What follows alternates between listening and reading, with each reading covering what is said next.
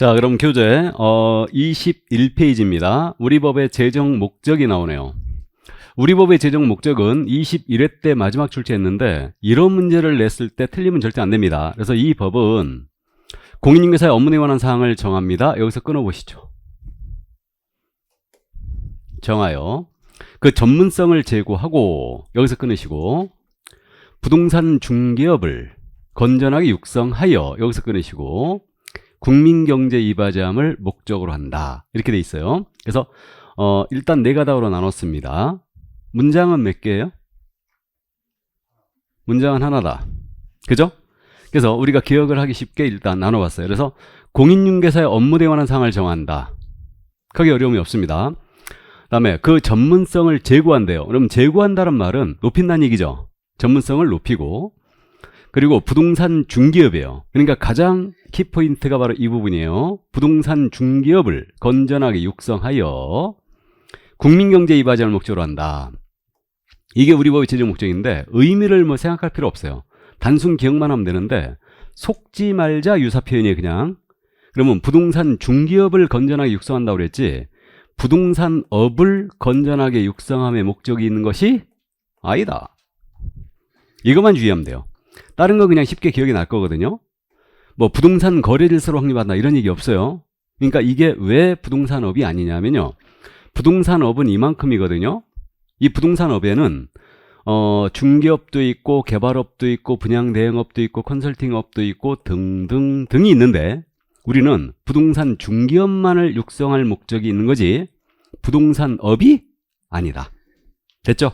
그러니까 그 정도만 이해하시면 되겠네요. 그래서 나머지 내용은 전문성 제고, 국민경제 이바지하고 설명을 쭉 해놨는데 시간이 매우 남으신 분은 천천히 한번 읽어보셔도 됩니다. 자, 그럼 용어의 정의로 내려갑니다. 이제 여기가 이제 핵심 포인트예요. 올해 출제할 것을 지금 예상을 하고 있는 거죠. 그러니까 출제 빈도가 지금 표시가 돼 있는데 공부를 하시면서 나중에 공부하시면서 이제 참고를 하시는데 34회에서 끊겼죠. 이게 그러니까 35회 때 안 냈다는 얘기예요. 그럼 36회 때는 출제를 한다는 얘기죠. 이거를. 그래서 6개 용어의 정의가 법제 2주에 딱 내려져 있고 앞으로 이 용어들이 나오면 이 의미로 쓰겠다 이 얘기죠. 이게. 그렇기 때문에 정확하게 6가지를 암기해두고 이해도 하고 있어야 돼요. 요즘 응용하는 문제, 이런 문제를 내고 있거든요. 자, 그래서 요거는 조문은 안 읽고요. 바로 본문 내용의 조문이 있거든요. 그렇기 때문에 본문 내용으로 바로 갑니다. 그럼 첫 번째 용어의 정의로 중개가 나오겠죠. 그럼 우리 공인중개사법이 중개하는 사항을 정한 법입니다. 그렇기 때문에 중개의 정의를 정확하게 이해하고 암기하고 있어야 된다. 자, 그럼 먼저 중개라 함은 제가 읽어드립니다. 중개라 함은 제3조의 규정에 의한 중개대상물. 오늘 여기 나가거든요. 그럼 우리 법 제3조가 정한 중개대상물이 있어요. 이것을 법정 중개대상물이라고 그래요. 그럼 법정 중개대상물에 대하여 여기서 끊어보시고 거래 당사자가 아닙니다. 여기서 끊어보시고 매매교환 임대차 그 밖의 권리의 득실을 변경하는 행위를 여기서 끊어보시고 알선하는 것을 말한다. 이렇습니다. 이게 중개의 정의예요. 그러니까 이제 네 가닥으로 나눴죠. 중개대상물이 나와야 되고요. 거래 당사자가 나와야 되고 그리고 매매교환 임대차 그 밖의 권리의 득실 변경이 나와야 되고 알선이 나와야 된다. 이렇게 해서 네 가닥으로 나눴는데 이게 이제 여기에 설명이 되어 있는 거예요. 그러면 우리 법 3조가 정한 중개대상물은 오늘 공부를 하는데 5가지가 정해져 있거든요. 그래가지고 여기 토지 건축물 그 다음에 임목, 광업재단, 공장재단이 있어요. 이 5가지죠. 이게. 그래서 이 5가지에 대하여 사고자 하는 자, 팔고자 하는 사죠. 그래서 거래 당사자입니다. 그리고 권리의 득실 병행을 알선을 한답니다. 이게. 그러면 이 알선이란 말은 거래가 성립되도록 주선하는 일체행위예요. 일체행위를 얘기하는데 쉽게 얘기하면 알선이란 말은 다른 말로 뭐로 바꿀 수 있다? 소개. 이걸 바꿀 수 있어요. 또 매개, 주선 다 같은 표현입니다. 그래서 이제 요거를 우리가 확실하게 암기를 해야 되니까요. 요 그림으로 잠깐 보겠습니다. 이제 그러면요. 지금 이 토지를 갑이 갖고 있는 거예요. 을과 거래하신답니다. 요건 지금 강의 노트도 없고 여러분들 수업 자료로 일단 쓰기 위해서 제가 PPT를 준비한 겁니다. 그렇게 이해하시고 그냥 편안하게 들으시면 돼요. 그래서 이 토지를 갑과 을이 거래하셔요. 이 거래를 A가 소개하고 있는 겁니다. 이게. 그러면 요 갑, 을 사이에 이 토지에 관하여 사고 파는 계약이 있을 수 있죠. 이게 무슨 계약이에요? 매매 계약.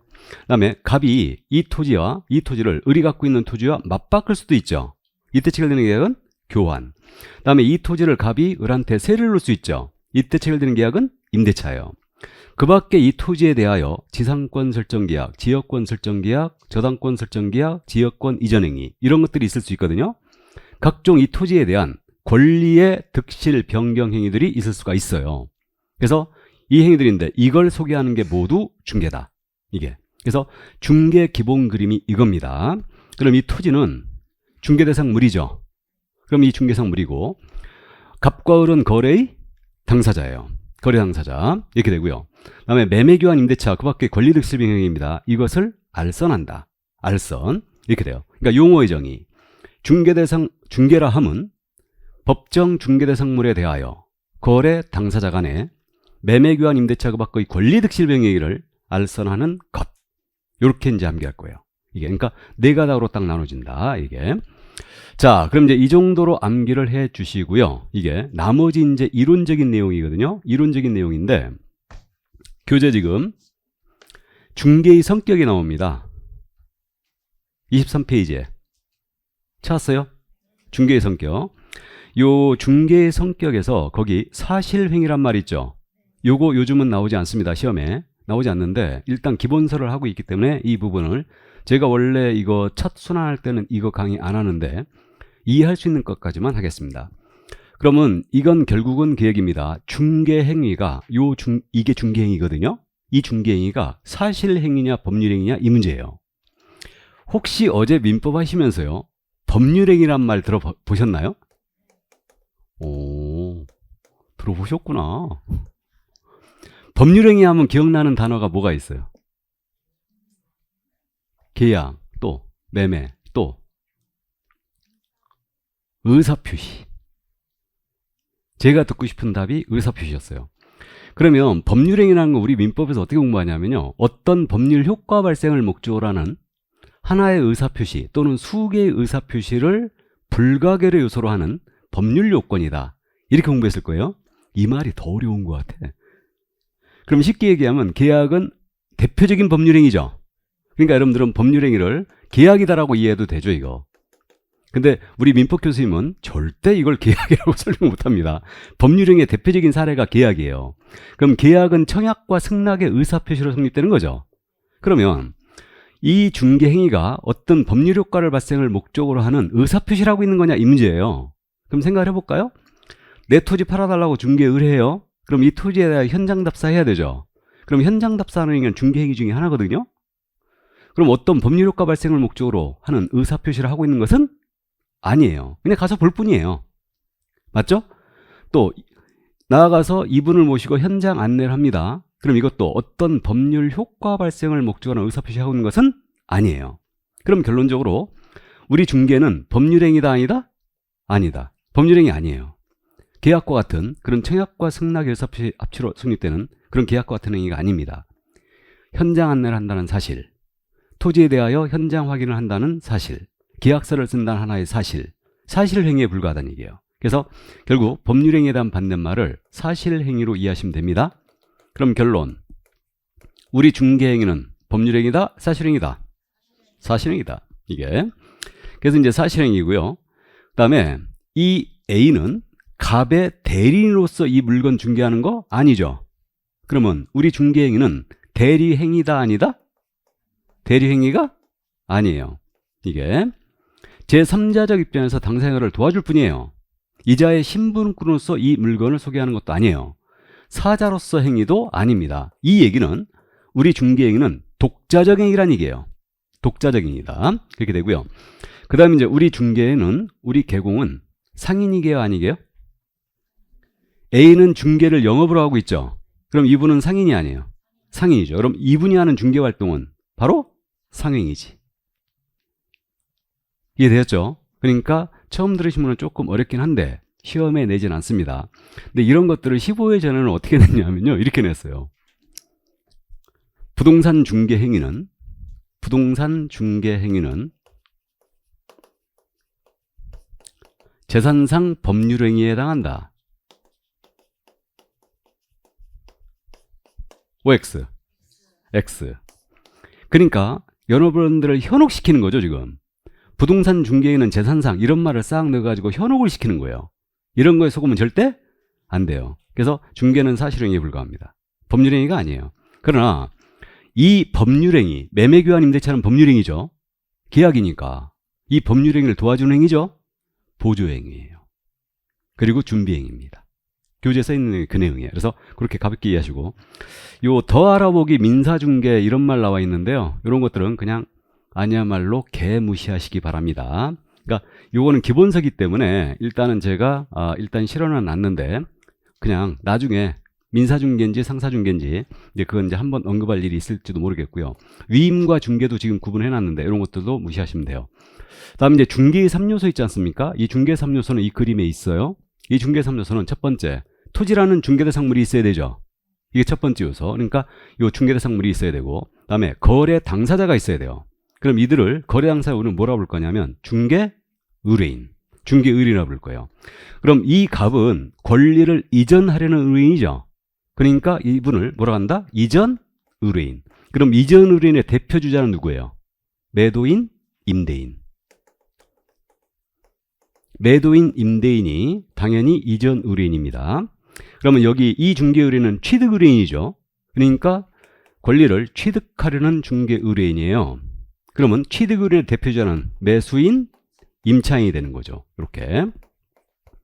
이걸 공시법 시간에는 권리 이전 의뢰인을 등기 의무자, 등기 권리자, 취득 의뢰인을 이렇게 공부하셔요. 이게. 그 다음에 이게 이제 두 번째 요소예요. 그럼 세 번째로는 중개 행위자가 있어야 되죠. A. 중개 행위자가 있어야 돼요.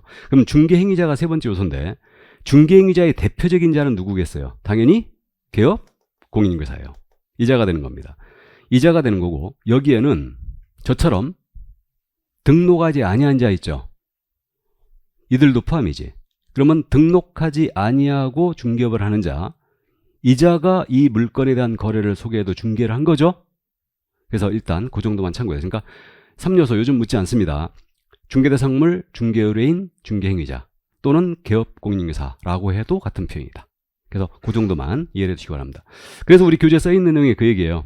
중개 3요소는 중개대상물, 중개의뢰인, 개업공인중개사를 말합니다. 중개행위자라고 해도 돼요. 그래서 가볍게 참고하시기 바랍니다. 요즘 내지 않는 거예요. 여기까지.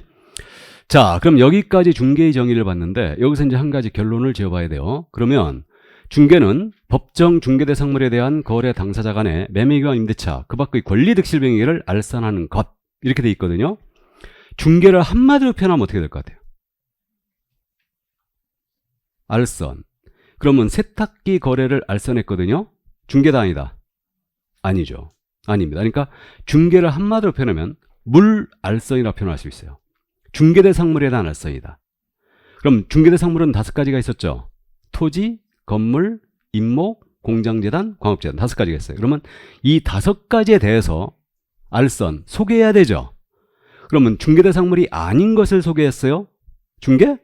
아니죠. 그럼 자동차 거래 소개했습니다. 중개다 아니다?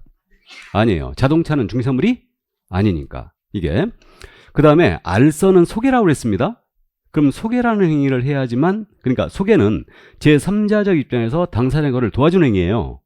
그럼 소개가 아닌 것도 중개가 아니에요. 그러면 여러분들이 잘 아시는 컨설팅 분양대행이 있습니다. 분양대행은 대신 타인이 건축한 상가나 이거 주택을 대신 팔아주는 거죠. 그럼 소개하는 거야 아니에요? 아니죠. 그럼 중개? 아니에요. 컨설팅은 상담을 해주는 거죠. 부동산에 대해서 상담을 해주는 거예요. 이게 컨설팅이다. 그러면 컨설팅도 소개하는 행위가 아니에요. 그럼 분양대행 컨설팅은 중개다 아니다? 아니다. 지금 중요한 내용이었습니다.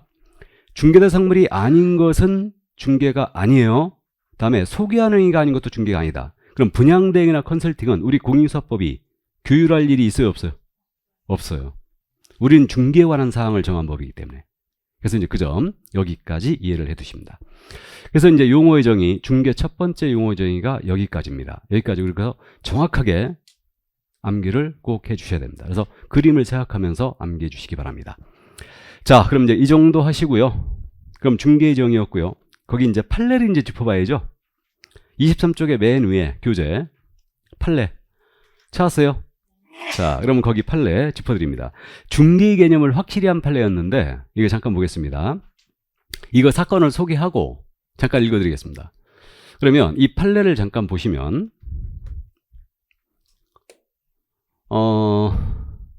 이 사건이 그거였죠. A의 중개사무소였거든요.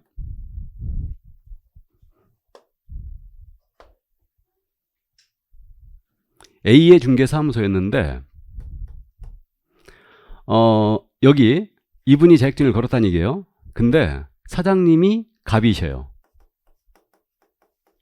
이거 무슨 말인지 아시죠? 이분이 자격증 빌려갖고 지금 업무하고 있다는 얘기죠? 이 얘기입니다. 근데요, 이 자격증을 거신 분이 이 중개사무소에 출근을 안 했습니다. 그럼 자격증을 거신 분이 출근을 안 하면 이건 똑 떨어지는 대여예요. 자격증 대여입니다. 그래갖고 요 등록증 자격증을 대여받아 중개사무소를 운영하고 있어요. 이분이. 어느 날 이 중개사무소에, 그러니까 A가 출근 안 한 겁니다, 지금. 그럼 똑 떨어진 대여인데, 어느 날 이 사무소에 을이 찾아왔어요. 그래갖고 오피스텔을 세를 얻고자 합니다. 근데 이 오피스텔이 있었는데, 이 오피스텔의 전 소유자가 누구였냐면 갑이었어요. 그래갖고 갑이 옛날 등기상 증명서 같은 걸 제시한 거지, 내가 소유자가 맞다 하고 요 갑이 을과 임대차 계약을 체결합니다. 오피스텔 임대차 계약을. 그러면서 이제 계약서를 썼겠죠? 계약서를. 그 다음에 확인 설명서도 작성 교부됐어요. 그래갖고 계약서에 어떻게 돼 있냐면 임대인 갑, 서명 또는 날인, 임차인 을, 서명 또는 날인, 알선 개업공사 A, 서명 및 날인 했어요. 그리고 설명서도 교부됩니다. 다. 그리고 이 을로부터 보증금으로 3천만 원을 받은 거예요. 실제 사건이 3천만 원 사건이었어요. 3천만 원 받아갖고 이 갑이 인마이 포켓을 한 겁니다. 이게. 그래가지고 이제 요 을이 3천만 원 손해보였잖아요. 그래가지고 이 A가 공제라는 거에 가입돼 있었어요. 공제. 그래서 일순 하신 분은 이제 기초를 드신 분은 공제가 뭔지 아셔요. 그러니까 개공이 손해배상 책임을 지게 됐는데 돈 없다 오리발레 밀어버리면 이 보증기관인 공제라는 데서 지급을 해줘요. 여기서. 그래갖고 공제에다가 을이 지급 청구를 한 거예요. 내가 요 A의 중개로 말미암아 손해입었다. 그러니까 공제금 지급해달라. 3천만 원. 그래갖고 지급 청구를 해갖고 이 소송이 대법원까지 갑니다. 대법원에서 을이 패소했어요. 졌습니다. 지급할 필요가 없다. 왜 그랬느냐? 이 행위는 중개로 볼 수 없다. 공제금 지급하기 위해서는 기본적으로 중개에 해당이 돼야 되거든요. 근데 중개로 볼 수 없다고 그랬어요. 왜 대법원이 이런 판단을 했냐면 중개라는 것은 제3자적 입장에서 당사자의 거래를 도와주는 행위다. 근데 이 행위를 봤을 때 지금 대여받아 운영하고 있죠. 그러면 이게 형식적으로 계약서가 A가 중개한 것처럼 써 있잖아요. 하지만 실질적으로 이 A의 도장을 누가 찍었다는 얘기예요? 갑이. 그러니까 직접 당사자로서 계약했다는 얘기죠, 이거. 그러니까 이것은 중개로 볼 수 없다. 그러니까 중개라는 것은 기본적으로 제3자 입장에서 당사자의 거래를 도와줘야 되거든. 근데 그 행위로 볼 수 없다는 얘기예요. 직접 당사자로서 계약했으니 중개로 볼 수 없다. 조금 특이하죠.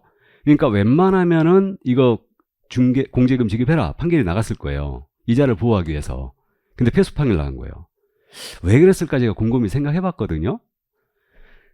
이게 그래갖고 결국 대법원은 공제금은 지급할 필요가 없다고 그랬어요. 하지만 이 갑 손해배상 책임 있어요, 없어요? 당연히 있고.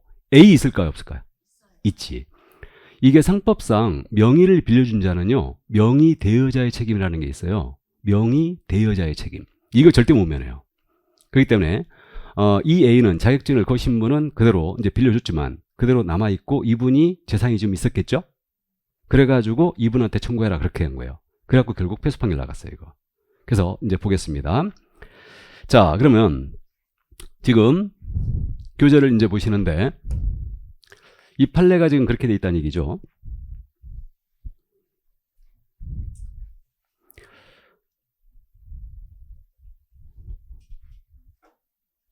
내가 한 페이지 더 넘어갔나? 여기 있구나. 자, 보겠습니다. 지금 뭐라고 되어 있냐면 자격증과 등록증을 갑이 대여받아 사무소를 운영하고 있어요, 지금.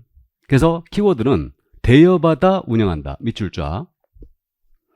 오피스텔 임차하기 위하여 위 사무소를 방문 을에게 자신이 오피스텔을 소유하는 것처럼 가장하여 직접 거래의 당사자로서 임대차하게 하겠다. 이게 키워드예요. 당사자로서 써야겠다.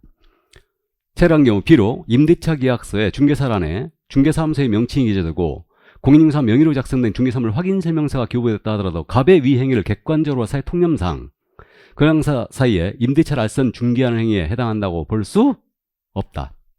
중개하는 행위에 해당한다고 볼 수 없다. 밑줄 쫙. 이게 키워드예요. 그러니까 중개라는 것은 3자적 입장에서 알선을 해야 되는데 소개를 해야 되는데 직접 당사자로 쓰니까 이건 중개로 볼 수 없다. 됐죠? 여기까지. 그래서 특이한 판례이기 때문에 한 번쯤 이해를 해 두시기 바랍니다. 출제한 적이 있고요. 자, 그 다음에 이제 넘어가시죠. 24쪽에 판례가 지금 나와 있는데 이거 1번 판례 있지 않습니까? 이거 생각보다 잘 물어봐요. 고맙게도. 그럼 중개행위에 해당하는지 여부는 이건 진하게 써있는데 지금 이게 중개행위에 해당하는지 여부 밑줄 쫙. 이거는 개공이 진정으로 당사자를 위하여 거래 알선 중개할 의사를 갖고 있으면 개공의 주관적 의사에 따라 결정할 것이 아니고 밑줄 개업공사의 주관적 의사에 따라 결정할 것이 아니라 개업공사 행위를 객관적으로 봐 사회 통념상 밑줄 쫙 객관적으로 사회 통념상 거래 알선 중개를 위한 행위라 인연의 여부에 결정할 것이다. 그러니까 중개 행위인지 여부는 그 행위를 객관적으로 봐야 사회 통념상 결정한다는 얘기죠. 그러니까 이제 그렇게만 이해만 하시면 돼요. 그 다음에 이제 2번 판례 있지 않습니까? 이거는 중개대상물에서 엄청 잘 물어보는 거예요. 이게 권리금 판례예요. 이게 바로 영업용 건물의 영업설 비품 등 유형물이나 여기서 끊으시고 거래처 신용 영업사 노하우 여기서 끊으시고 또는 점포 위치에 따른 영업사 이점 등 무형의 재산적 가치 여기서 딱 끊으시고 이것의 양도는 공사법령이 정한 중개대상물을 할 수 없으므로 밑줄 쫙 그러한 유무형의 재산적 가치에 양도하여 권리금을 수사하도록 중개한 것은 위 법령이 규율하고 있는 중개행위에 해당하지 아니한다. 중개행위에 해당하지 아니한다. 밑줄 쫙. 나아가서 위 법령이 규정하는 중개보수 한도 역시 이러한 거래행위는 적용되지 않는다. 밑줄 쫙. 그럼 이거 부연 설명 필요 없죠? 그럼 여러분들이 상식적으로 했을 때 우리 상가 거래할 때 권리금 발생되죠? 그럼 권리금 발생되고 있는데 권리금이라는 것은 영업용 건물의 영업설 비품에 대한 유형물 이런 거에 대한 보상 나아가 거래처 신용 영업사 노하우 이런 거에 대한 보상 또는 이 점포가 여기 있다는 점 이런 영업상의 이점 그러니까 그런 무형의 재산적 가치입니다. 이거에 대한 보상이 성격되는 거 권리금이. 그럼 중개사물이다 아니다? 아니죠. 그러면 이 거래 소개했어요. 중개사물이 아니니 중개다 아니다? 아니다. 그럼 중개보수도 중개에 적용되고 있으니까 적용된다 안 된다? 안 된다. 여기서. 그래서 이제 여기까지 해두시고. 그러면 우리 권리금 거래 소개하고 보수를 무지하게 받아도 보수 초과에 해당될 일이 있어요 없어요? 없어요. 자 그런데 여기서 미리 한번 짚고 갑니다. 실무 가시거든 권리금 계약서 절대 써주면 안 됩니다. 권리금 계약서를 보수를 받고 이걸 써주잖아요? 그럼 행정사법 위반으로 처벌돼요. 또는 변호사법 위반으로 처벌될 겁니다. 이거. 그러면 실무에서 권리금 거래 중개 다 하고 있는데 이거 계약서를 못 쓴다니. 이게 실무에서 어떻게 하냐면요. 상가 임대차 양도를 알선하잖아요. 그러니까 임차인이 새 임차인한테 상가를 넘기고 나가는 거야. 그럼 권리금 발생되죠. 그러면 계약서가 2장 써져요. 임대차 계약서가 있고 권리금 계약서가 있지. 2장이 써집니다. 그래서 이제 실무에서 이 부분이 임대차 계약서는 당연히 우리가 쓸 수 있죠. 중개를 했으니까. 근데 권리금 계약서가 문제가 됐던 거예요. 그래갖고 이 소송이 대법원까지 갔습니다. 행정사 쪽에서 태클을 걸었어요. 행정사법이 어떻게 돼 있냐면 행정사는 권리 의무에 관한 처분 문서에 계약서를 다 쓸 수 있어요. 이건 행정사의 권한이고 변호사는 당연히 쓸 수 있지. 그래갖고 우리가 그동안 이건 중개 부수적인 업무로서 계약서를 써왔거든요.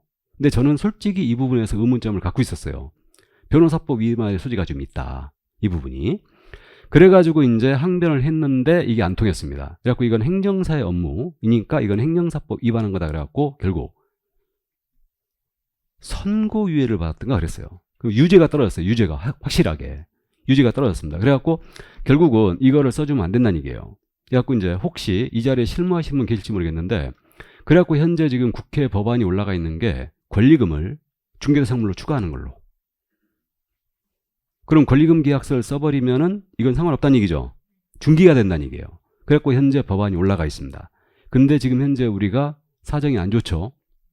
여러 가지 국가 상황이 지금 안 좋기 때문에 이게 언제 통과될지 모르겠는데 어쨌든 그럼 지금 현재는 어떻게 해야 되느냐. 대응을 그렇게 하셔야 돼요. 실무하신 분은 상가 임대차 같은 거 중개했을 때 임대차 계약서나 매매 계약서는 써주는 거예요. 써주고 권리금 계약서는 당사자가 쓰는 걸로 해야 돼.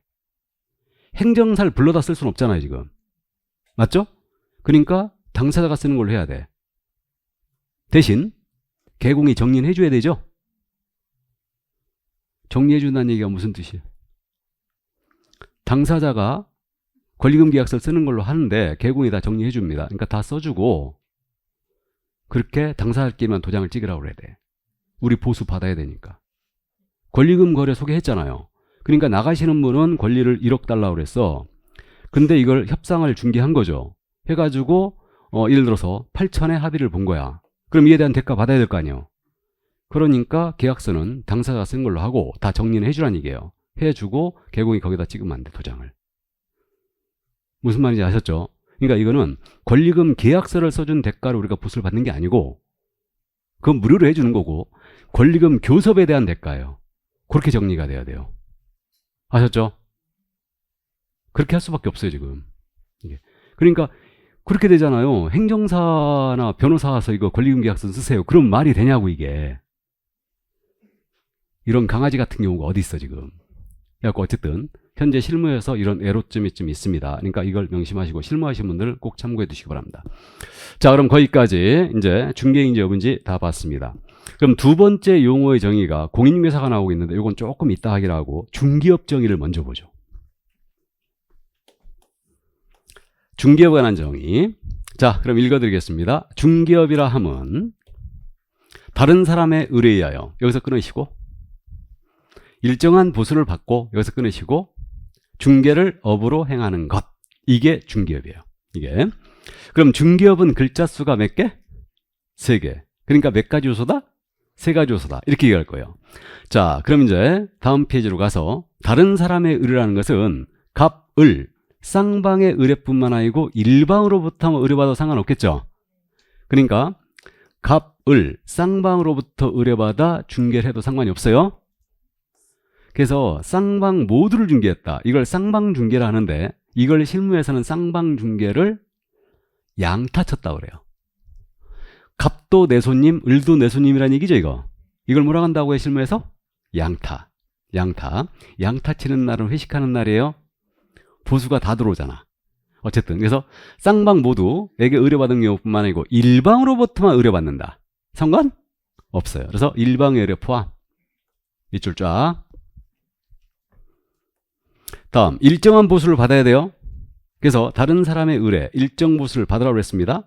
그러면 일정한 보수를 받고 그랬어요. 그러면 일정한 보수를 반드시 받아야 되니까 보수를 받지 않으면 무료 중개행이에요. 무보수 중개행입니다. 이건 중개업이 될 수 있다 없다? 없어요. 그러니까 무료로 중개하더라도 위법이 아니에요. 근데요, 무료로 이제 갑을 간의 거래를 우리 개공이 소개하는데 무료로 중개하더라도 아무 상관이 없습니다. 근데 무료로 중개하더라도 확인 설명 정확히 해야 될까 안 해야 될까요? 의뢰에게 설명해야 되죠. 그다음에 손해배품 손해배상 책임도 진다. 그럼 무료 중개행에도 우리 법은 적용이 된다 안 된다? 적용된다. 공사법은 적용돼요 그대로. 근데 중개업에는 해당이 돼요 안 돼요?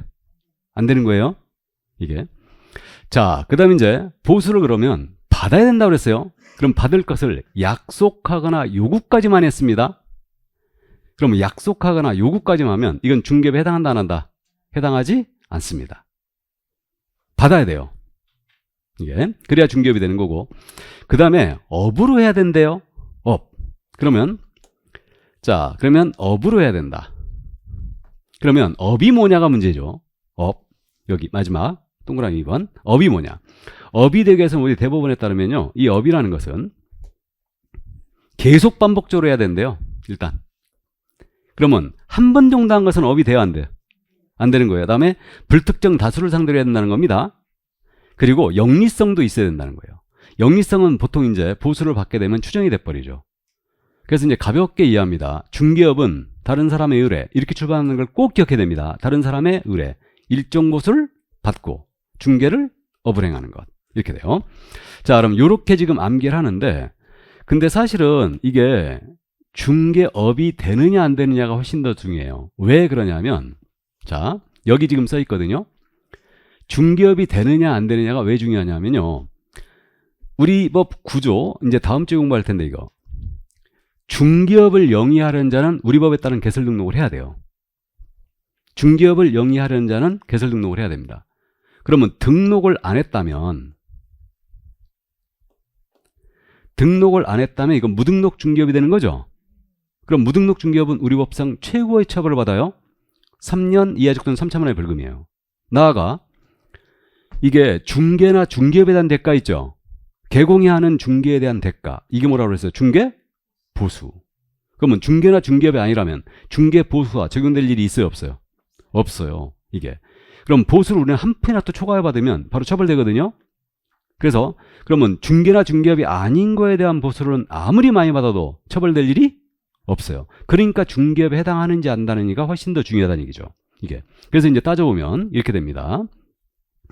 그럼 중개업에 해당하느냐 안 하느냐, 이 문제는 이 중개를 계속 반복적으로 보수받고 했거든요. 그럼 이게 뭐다? 중개업이에요. 그러면 중개에 해당돼야지만 중개업이 될 여지가 있다는 얘기죠. 이렇게 됩니다. 그러면 중개를 한마디로 표현하면 뭐라고 그랬어요?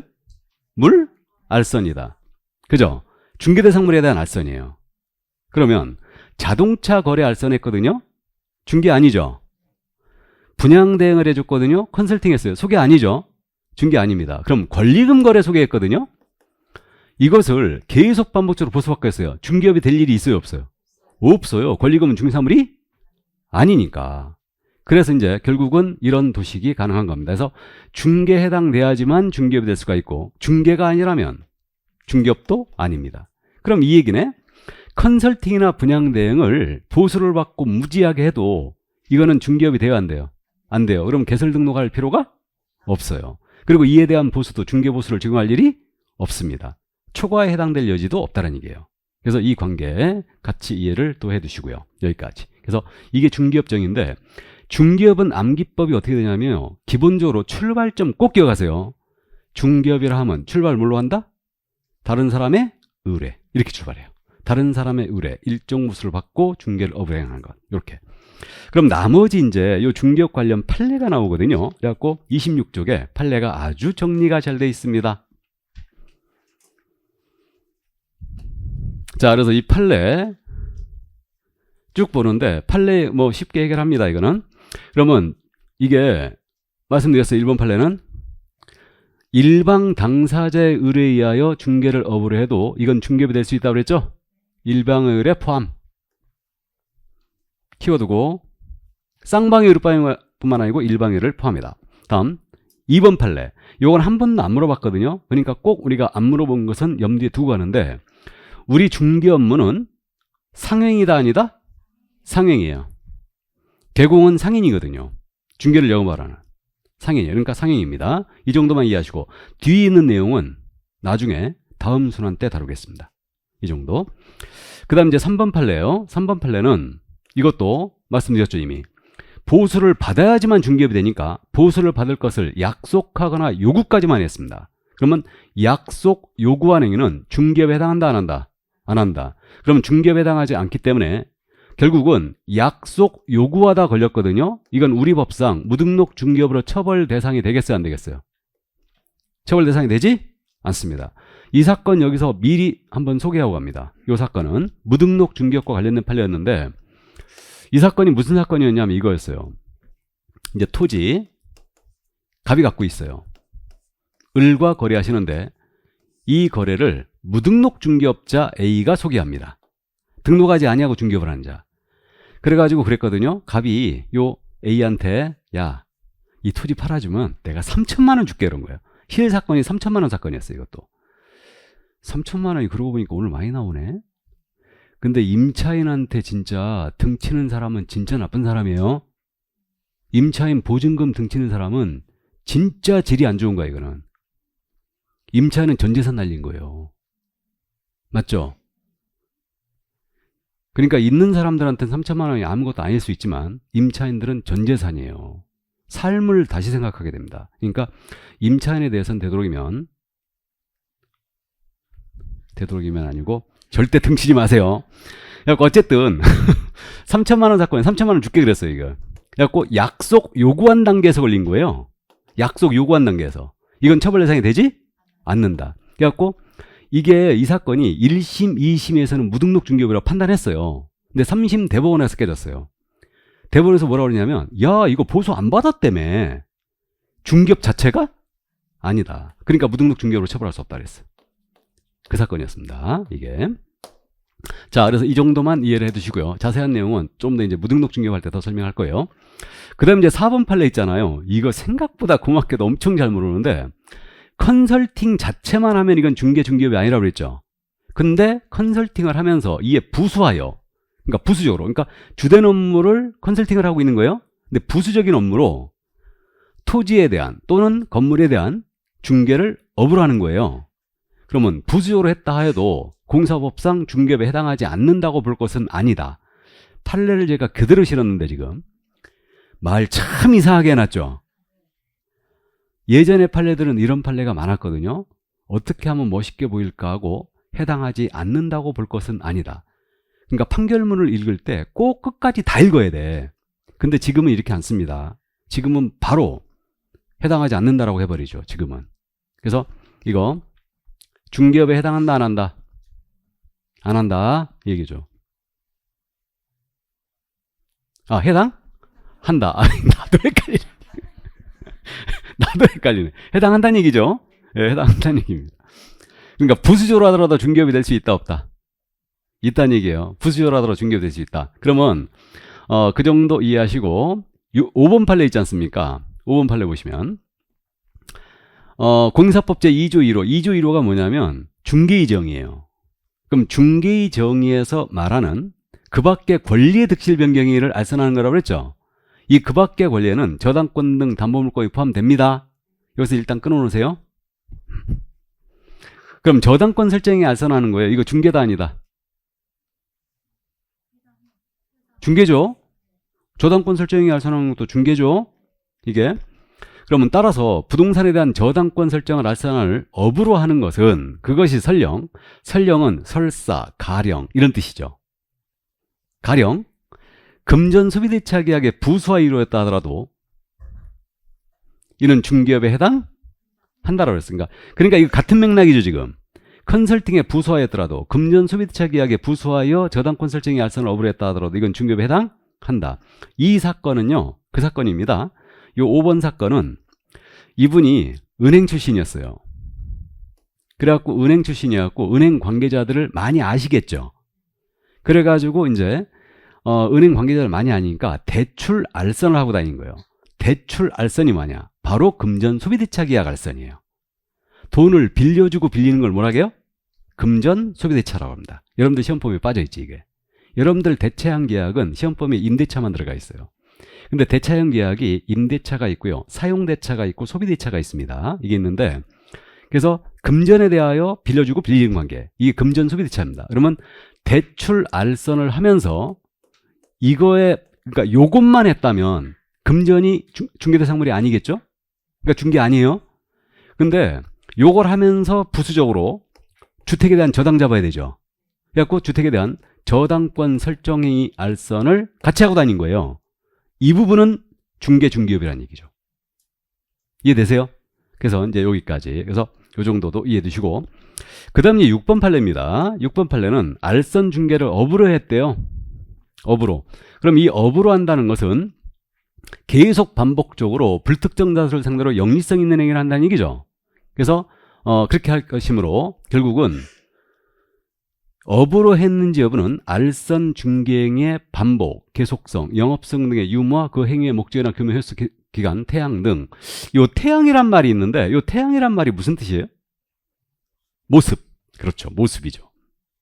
그 행위의 모습. 저 하늘에 떠 있는 태양 말고. 그래서 그 모습을 얘기합니다. 이러한 여러 사정을 종합적으로 사회 통념상 업인지 아닌지 판단한다는 얘기예요.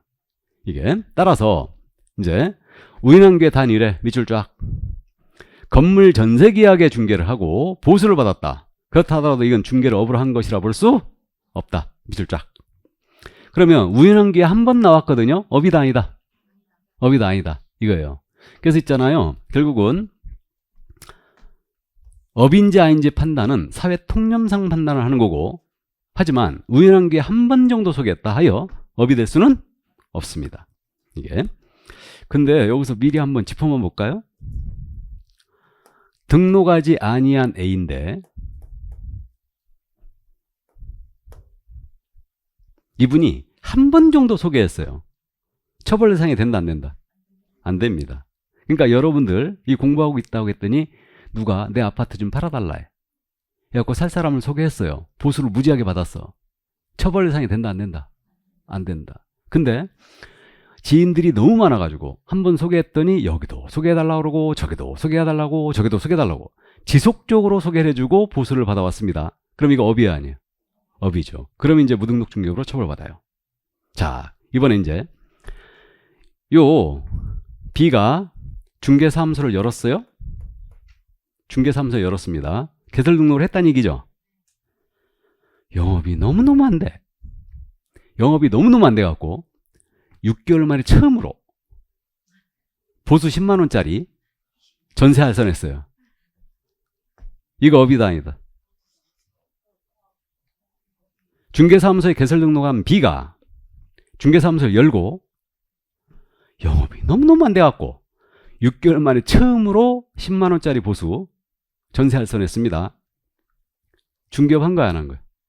중개업 한 거죠. 그러니까 중개업인지 여부는 단순한 횟수에 따라 결정할 게 아니고 사회 통념에 따라 여러 가지 정황을 고려해서 하는 겁니다. 사무소를 열고 했기 때문에 이건 계속성이 있다고 봐야 되죠. 그러니까 이건 업의로 되는 거죠.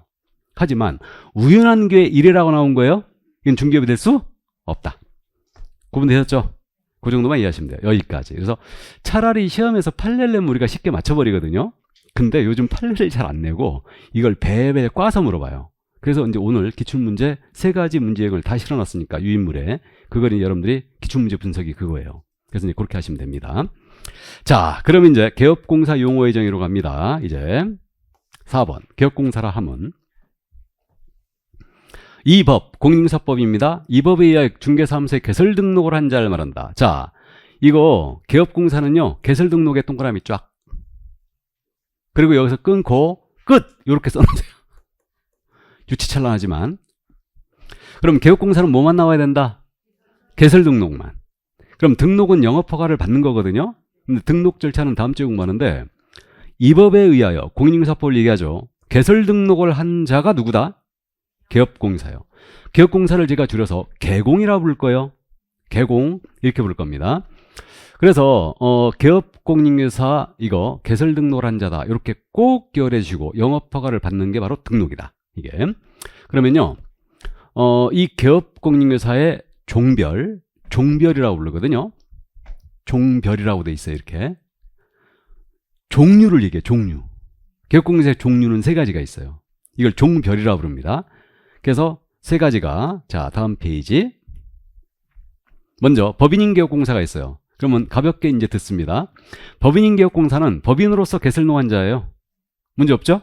문제 없습니다. 다음 더 내려가서 공인중개사인 개업공사가 있어요. 그럼 공인중개사인 개업공사는 공인중개사로서 개설 등록한 자죠. 문제 없어요. 그 다음에 3번째 개공의 종별이 법 제7638호 부칙 제6조 제2항의 개업공사가 있습니다. 이분을 이제 우리 공인사법에는 현재 이렇게 표현이 되어 있어요. 이게 풀네임인데 이걸 저는 줄여서 앞으로 강의할 때 중개인이라고 표현할 거예요. 다른 교수님들은 이분을 부칙규정에 의한 개공이라고 표현 많이 하거든요. 근데 저는 국법시대에 쓰던 용어인 중개인이라는 용어를 계속 쓰겠습니다. 이게. 그래서 이제 요거, 요렇게 이제 이해해 두시는데, 여기서 잠깐, 이제 안 들으신 분을 위해서, 기초를 들으신 분은 이제 중개인이 누군지 아셔요. 들어봤기 때문에. 국법시대 중개사무소 여신 분들이라고 일단 이해하시면 돼요. 다만, 공인중개사나 법인이 아닌 자를 얘기하는데, 이분이 누구냐 하면요. 우리 1961년도에 소개영업법이라는 게 있었어요. 소개영업법 시에는 자격증 제도가 없었고요. 이때 당시에는 중개업 진입이 시군면장한테 신고만 하면 바로 진입이 가능했어요. 첫 번째 중개인이 누구냐? 이분들. 이 시대에 신고하고 중개업 진입한 분들. 두 번째. 1983년도 부동산 중개업법의 제정이 있게 됩니다. 그래갖고 중개업법 제정되면서 83년도 말에 부동산 투기가 만연했기 때문에 12월 말에 부동산 중개업법이 제정되면서 이 중개업법이 두 가지 골자로 갔어요. 하나는 공인중개사 시험 제도를 도입했고요. 그 다음에 중개업에 대한 허가제를 도입하게 됩니다. 그래가지고 요 허가제로 지금 현재 중개업법이 제정이 된 거예요. 83년도 말에. 그래갖고 다음에 4월 1일서부터 시행이 됩니다. 그래갖고 1회 자격시험이 있었어요. 1회 자격시험이 언제 있었다고 그랬어요? 1985년 9월 25일 날, 9월 22일 날 있었어요.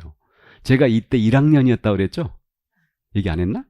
1학년이었어, 1학년. 1학년은 초딩이 있고, 중딩이 있고, 고딩이 있고, 대딩이 있어요. 일단, 초딩은 아니었겠죠? 생긴 걸로 봐서. 대답 잘해야 돼. 중딩, 고딩, 대딩. 예? 대딩이라고? 저 뒤로 가, 다음부터. 그렇게 보는 눈이 없어갖고 어떻게 중개업 하시려고. 어쨌든 좋습니다. 그래서 이제 요 85년도 이때 1회 시험이 있어가지고요. 6만 명이 합격했어요. 그래가지고 이 공인중개사가 처음으로 역사상 배출이 된 거예요. 그러니까 이분들에 대한 특혜를 주기 위해서 이 중개업법 1차 개정을 해요. 그래갖고 1차 개정이 언제 있었냐면 1989년도 12월 31일 날 있게 됩니다. 그래갖고 이때 어떤 내용이 들어가 버렸냐면 이때 이제 공인중개사에 한해서 중개업에 허가를 해주겠다. 요 규정이 들어온 거예요.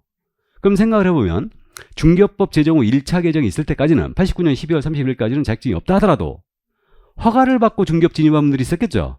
이분들이 두 번째 중개인이에요. 이분들이. 그래가 결국은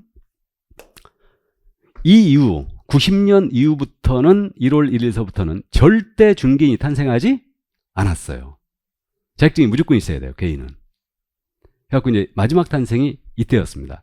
그러니까 이분들에 대한 기득권을 지금도 준다는 얘기죠. 그래가지고 이분들은 그겁니다.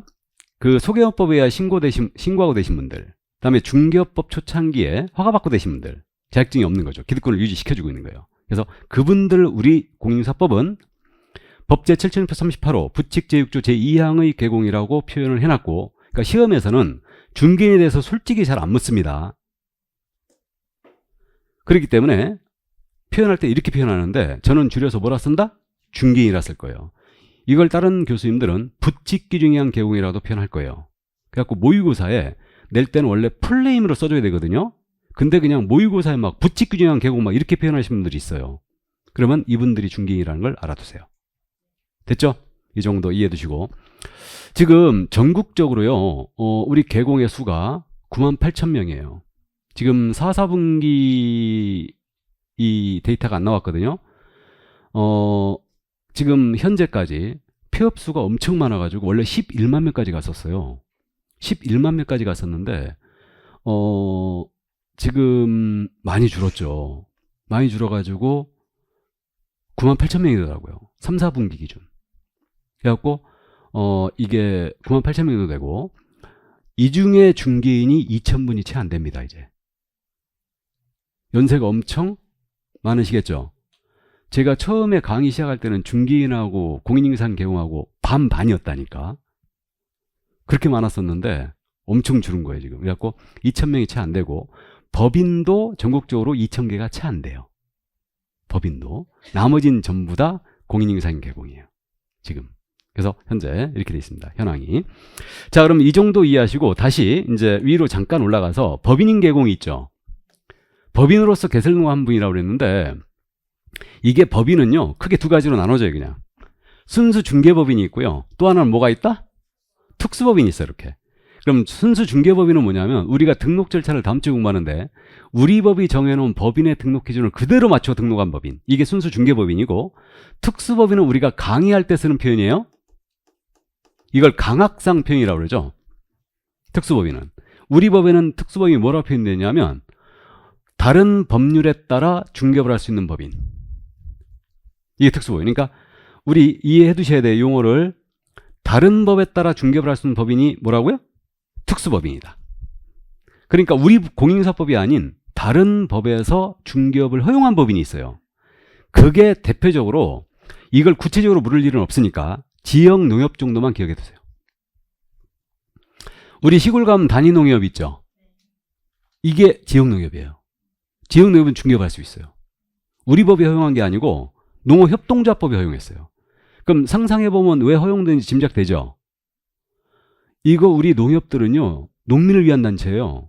그러니까 종자 개량이라든가 파종 시기 또는 농민에 대한 대출 여러 가지 업무를 하고 있거든요.